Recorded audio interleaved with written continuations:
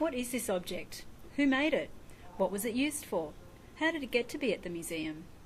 Museums all around the world have been collecting objects for centuries, but do they always know what they are? The Australian Museum in Sydney has one of the world's largest collections of Aboriginal and Torres Strait Islander material. Much of this was collected over 200 years ago.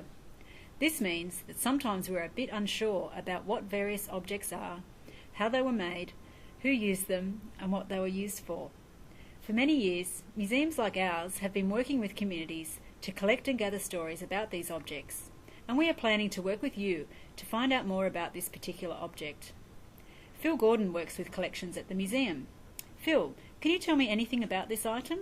Certainly. This object comes from an island in the Torres Strait, just north of Australia, called Muir.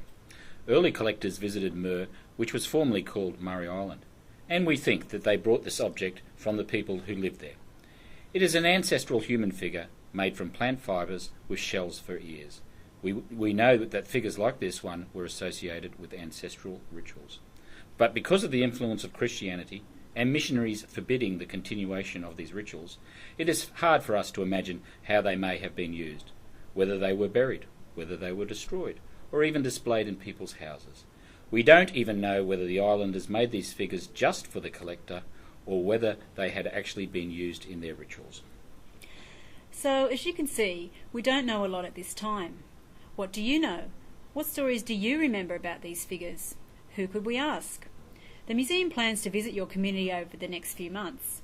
Together, we will work with you to share our stories and continue the dialogue begun 200 years ago between the collector and the collected.